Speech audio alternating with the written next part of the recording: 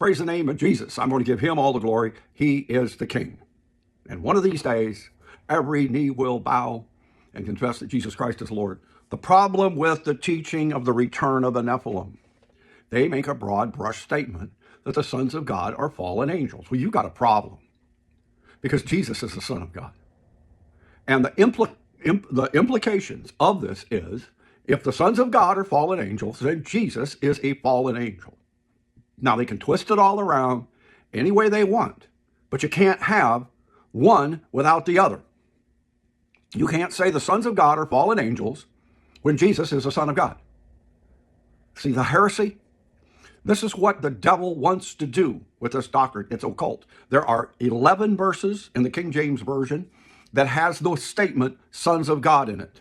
Every one of them. Genesis 6:2. The sons of God saw the daughters of men, that they were fair. If you go there and you take a look at the first verse, now that's the second, Genesis 6:1, it tells you exactly who the sons of God are. It came to pass when men, that's what it's talking about, began to multiply on the face of earth and daughters were born unto them. You get this? It's talking about men. It's talking about daughters being born to them. And the sons of God saw the daughters of men, and they were fair, and took them wives of all they chose. It's very easy. It came to pass when men began to multiply. Okay, what did they do? They took the daughters of other men for wives. It's right there in simple, plain text. It doesn't say fallen angels. It's not in there. It's when it comes to pass, and it came to pass when men began to multiply. That's what it's talking about, men multiplying. The sons of God saw the daughters of men, that they were fair, took them wives of all which they chose. It is talking totally about men. Okay, well, let's go back to the search engine and look at Genesis 4. There were giants in the earth in those days. Okay, so there's giants on earth today. There's 9-foot tall people. Look it up. It's called a medical abnormality that causes people to grow into giant stature. It's called giantism. It is a medical it's abnormal, okay? And it happened then. You had David and Goliath, okay? But it doesn't say that Goliath is a fallen angel or half fallen angel. That whole concept is a lie put to it. It never says it. There were giants in the earth in those days. Now, what's it say after that? It says, and also after that, okay, it makes the establishment that there's giants. Well, they had a problem with them. There were people with abnormal big stature. Okay, there ain't no problem understanding this. But it never says fallen angels. It's talking only about men. Men that are abnormally big, men that take and have wives from the daughters of other men. And it says, and after that, and after the giants, after that, when the sons of God came unto the daughters of men. Now it's talking about the giants, okay? And it's also talking about the sons of men, which came from Adam, which came from Noah, which came from Job. All the great men had boys. They all wanted sons, and they were all the sons of God. Simple as that. After that, when the sons of God came unto the daughters of men, they bare children unto them. The same became mighty men, which were of old men of renown. It doesn't say that they were abnormally evil giant men. It's talking here about men of renown, mighty men. It's not talking about the giants. It says after the giants, we're going to talk about the mighty men that were born from the sons of God. So the whole thing is taken out of context when you try to say that's talking about angels when it doesn't even say angels. Okay? So if you go and you look at exactly what it says in verse 1, it says men. It's talking about men. Okay? It says it right there in verse 1. It's talking about men. I'm going to read it again. It came to pass when men began to multiply. It doesn't say angels began to multiply. It says men. Okay, so what's the big problem? Okay, let's go on. There's only 11 verses. Job 1:6. Now there was a day when the sons of God came to present themselves before the Lord, and Satan came among them also. Okay, so what is that talking about? That's First John. John chapter 1, verse 6. Well, let's look at the verse 4 before it. Does it explain who the sons of God are? Yes. Plain text. Here it is. This is verse 5, the one just before that. The days of the feastings were gone about. Job sent and sanctified them, the feastings, and rose up early in the morning and offered a burnt offering. Okay? Now, Job is doing sacrifices to God. Okay, got that? According to the number of them all. Now, here is who the sons of God are. And Job said, it may be that my sons, that's the sons of God, have sinned and cursed God. It may be. So he doesn't say they did. It says they maybe have. He's going to do a sacrifice for the atonement of them possibly sinning, okay, because it says maybe. It may be my sons have sinned and cursed God in their hearts. Thus did Job continually. He was doing sin substitutionary sacrifices for his sons, not knowing for sure if they were doing wrong, but just to make sure that everything was right with them and God. Okay, that's verse 5. And then it says in verse 6. And there was a day, okay, when the sons of God came to present themselves before the Lord. That is Noah's sons. Okay, guess what happened? You're right there. And Satan came also among them. Okay? So what did Satan do? Well, when he got in front of God, the sons of God were there. When he got in front of God, he starts this argument with Jesus, or with God, saying that Job is a perfect man, but I'm going to prove to you that he will turn against you. And then the whole story of Job emerges from that. Never says the sons of God are fallen angels. It says the sons of God are the sons that may have sinned.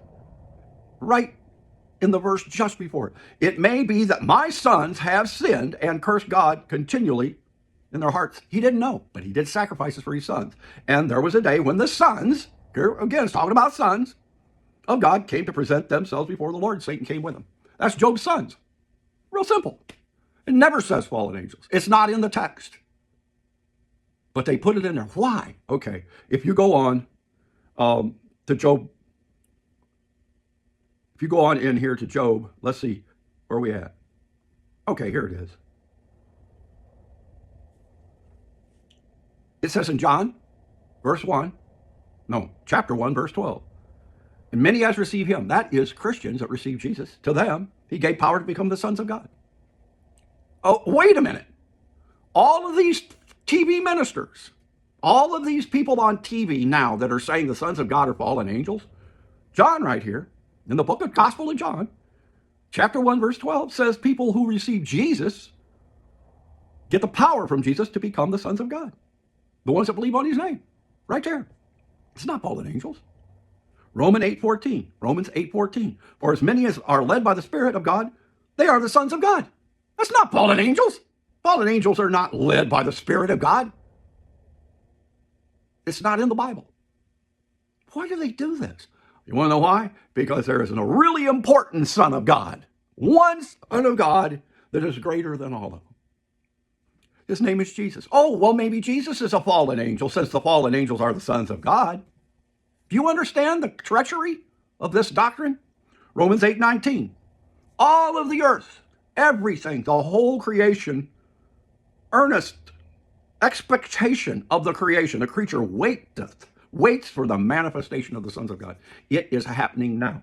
It's always been a trickle throughout history, throughout the church age, of people that were overcoming and manifesting. They rejected the apostate church and these liars, and they were walking in the Spirit. But the whole creation has travailed, okay, waiting in earnest expectation for the manifestation of the sons of God. It is going to snowball. And when that happens, God is going to catch them up, because they have power over Satan. And instead of Satan having a war with the manifested sons of God, God takes the manifested sons of God up, catches them up. Starts the 7 years of tribulation, and at the end, Jesus returns on a white horse with an army with him, dressed in white linen, on an army of them on white horses. And if you look at who's dressed in white linen, it's the overcomers who are the manifested sons of God. This is simple. It's not fallen angels. Philippians 2:15. We are exhorted, that you be blameless and harmless, the sons of God. We are supposed to be the sons of God. We're not fallen angels. How dare you, creepy people? Man, they are so evil, they're creepy. Christians are the sons of God, not fallen angels. In the New Testament, we are born of the Spirit, manifesting into the sons of God. That you're blameless and harmless, sons of God, without rebuke, in the midst of a crooked and perverse nation. The nations are the Gentiles that call themselves Christians. They are crooked and they are perverse when they say the sons of God are fallen angels and Jesus is the Son of God. Oh, he's the leader of the fallen angels. Is that where you're going with this? You think the Jehovah's Witnesses are tricky. Don't believe these TV ministers that come out with this occult teaching based on an occult book called Enoch. They don't even know where the book of Enoch came from. It's not in the Bible, but they go to it and they believe that book is more important than the Bible. They have another Bible. Stay away from these people because they're attacking the divinity of Christ. 1 John 3:1. Behold, what manner of love the Father hath bestowed upon us, that we should be called the sons of God. Therefore, the world knoweth us not because it knew him not. These false teachers saying the sons of God are fallen angels are attacking the overcomers. They are attacking the divinity of Christ, the Son of God. And they are going to be held accountable for their evil treachery. Okay? 1 John 3:2. Beloved, now you listen to me carefully. When they say the sons of God are fallen angels, that makes Jesus a fallen angel. What's 1 John 3:2 say? Listen to it. Beloved, now are we the sons of God? Are you a fallen angel? No, you're not. You're an overcomer. And rebuke the devil. Rebuke these evil people. They are evil, saying that you're a fallen angel. Jesus is a fallen angel. All the sons of God are fallen angels that breed with women and create half angelic demonic entities. It is not in the Bible. And it says right here, it doeth not yet appear what we shall be. 1 John 3:2. But we know that when he shall appear, we shall be like him, for we shall see him as he is. That's telling you that the overcomers are the sons of God. Jesus is the number one Son of God. We are the manifested sons of God. We're not fallen angels. How dare they say Jesus is a fallen angel? That's the only implication that there is. It's just as evil as saying, like the Jehovah's Witnesses say, well, Jesus is the Archangel Michael, so he's just an angel. They say it in incarnated state, Jesus is the Archangel Michael. That's the whole Jehovah's Witness heresy. But this new heresy, that's slicker yet. Because they'll try to turn it around and lie. Well, Jesus is the Son of God, and he's not a fallen angel, but the sons of God are fallen angels. Do you hear the double talk? Oh, it says in the Bible that a double-minded man is unstable in all ways. Well, who's unstable? Every wind of doctrine being tossed to and fro and carried about by every wind of doctrine? By the sleight of hand, cunning craftiness, whereby these false Christian teachers lie in wait to deceive you and tell you Jesus is a fallen angel. Well, he has to be a fallen angel. He's the Son of God, and the sons of God are fallen angels. That is their lie. And it's being exposed right now. Don't listen to them, because they will take you away from that lie and tell you, oh no, Jesus is not a fallen angel. He's the Son of God. Okay, now they've straightened it out. And then they'll come over here and they'll say, but the sons of God are fallen angels. See, now they totally contradict themselves. They're deceivers. They are deceivers. They teach this doctrine, and their father is the devil. And he sits back and laughs. He says, I've got all these Christians saying the sons of God are fallen angels, and Jesus is the number one Son of God. Do you understand? I hope your head is screwed on straight enough that you have the blessings of Jesus in your heart and a little bit of common sense. So anyhow, do not listen to these TV preachers and this whole new exciting movement of the return of the Nephilim being the sons of God, fallen angels that have bred with women. Angels do not have sexual organs. Angels do not procreate. Angels do not get married. There are not male angels or female angels. There's not baby angels. And angels do not breed with people. They are spiritual beings. They're not physical.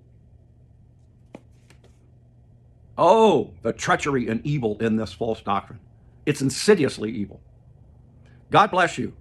Give your heart to Jesus. You have to totally cut yourself off from the entire false church. Cut yourself off. Tell Jesus, I want to be an overcomer. I want to go with you. I want to follow only you, not them. And I'm telling you, God will put his power all over you. But you will not get it if you keep part of your heart with them. That's why Jesus said it'll be like the days of Lot. Remember Lot's wife? She was escaping from Sodom.